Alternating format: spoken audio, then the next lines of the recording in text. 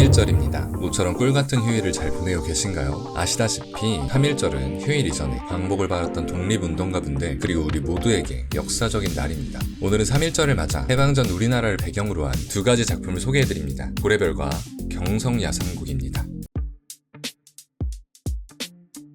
먼저 자주 소개해드렸던 작품 고래별입니다. 소금만 나는 후회남, 송혜수는 많이 소개해드렸죠? 오늘은 로맨스 얘기 말고 다른 시선으로 봐볼까 합니다. 고래별은 1926년 일제강점기를 배경으로 합니다. 그리고 그 시대 독립운동가와 거사를 도모하는 결사단의 이야기인데요. 스토리, 작화, 인물들 간의 관계 모두 잘 만들어진 작품이지만 무엇보다 당시에 우리나라가 느꼈을 감정을 잘 표현한 작품이라 생각합니다. 그래서 사실 로맨스 웹툰이라기보다 억울하고 한스럽던 시대를 말하는 하나의 웹툰이라 생각하면서 봐도 재밌어요. 그래서 그런지 일어나는 사건이나 인물이 겪는 감정 모두 조선이나 조선인에 빗대어 생각해봐도 말이 됩니다. 초반에 잘못이 없던 수아가 겪은 비극은 허무하게 나라를 빼앗긴 우리의 허탈함을 말하고, 윤아의 선택은 아무것도 할 수 없던 무력함을 말하고, 수아를 향한 해수의 감정은 짝사랑하는 나라를 돌려받지 못하는 조선인을 뜻하고, 의욕만 앞섰던 의연이의 행동은 헛부른 연민 그리고 동정을 말하는 것 같습니다. 이렇게 등장인물의 행동과 대사를 다르게 생각하면서 보시면 훨씬 재밌게 보실 수 있을 거예요. 그리고 부제인 경성의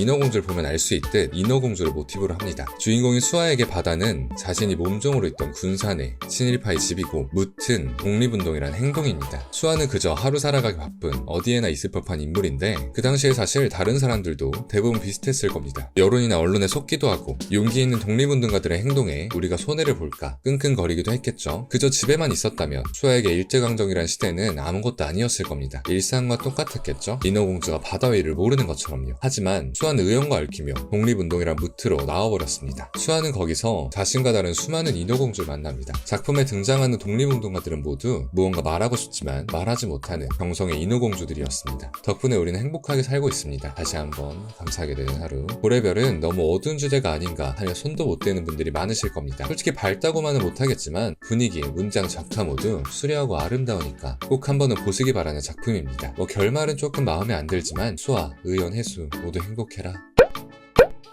카카오 웹툰의 경성야상곡입니다. 1928년 경성, 집신을 팔아 하루 벌어 하루 먹고 사는 희는 장사를 하러 남천에 왔다 교통사고를 당하고 병원에 입원합니다. 그런데 눈을 뜨니 자신과 똑 닮은 소녀가 눈앞에 있습니다. 그의 이름은 영. 영은 대화를 하자고 하며 다가오더니 갑자기 희를 창문 밖으로 밀어버리는데요. 아침이 되어 희는 정신을 차렸지만 영은 사라졌고, 자신을 마유미라 부르는 사람들 사이에서 어색하게 눈을 뜹니다. 그리고 창문 너머엔 희와 똑같은 머리를 한 채 아버지와 함께 가는 영이 보입니다.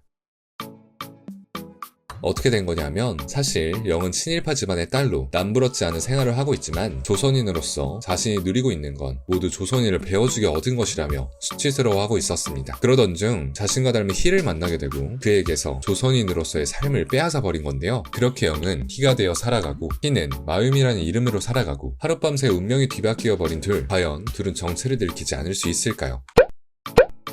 시작부터 흥미롭습니다. 닮은 소녀, 뒤바뀐 신분, 둘은 갑자기 바뀐 상황에 당황하지만 금세 적응합니다. 그리고 각자의 자리에서 맡은 역할에 최선을 다하죠. 평소 부자가 되고 싶었던 희는 바뀐 신분으로 호화롭게 살고, 조선인으로 살고 싶었던 영은 가난하지만 지혜롭고 명예롭게 살아가죠. 그런데 그게 언제까지 계속될 수 있을까요? 이쯤 보다 보면 한 번은 생각하게 되실 겁니다. 과연 나는 이런 상황에 놓이면 어떤 선택을 할 것인가? 먹을 게 없어 하루를 굶더라도 명예롭게 조선인으로 살 것인가? 아니면 조선인을 팔고 배신하고 일본인으로 살아서 풍요롭게 살 것인가? 과연 몇 날 며칠을 굶고 차가운 바닥에서 짐만 덮고 자더라도 나는 나라를 택할 수 있을 것인가? 라는 걸 계속 생각하게 만드는 작품입니다. 하지만 누구나 부자가 되고 싶은 건 당연하고, 누구나 희와 같은 생각을 할 수 있지만 눈앞에 작은 행복만을 바라고 살아왔을 때 과연 행복하기만 할까? 라는 생각이 들게 만든 작품이에요.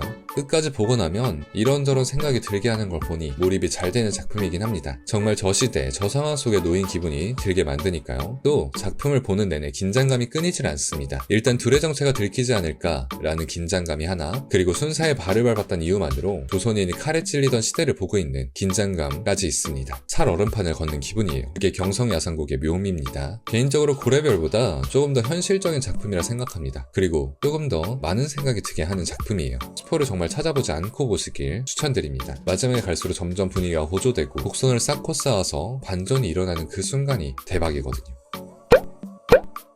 오늘은 일제강점기를 배경으로 한 두 개의 작품을 만나봤습니다. 전 원래 역사를 배경으로 한 작품을 그렇게 별로 좋아하진 않습니다. 픽션이 아니라 실제로 있던 역사니까요. 무엇보다 보고 나면 기분이 별로 안 좋아요.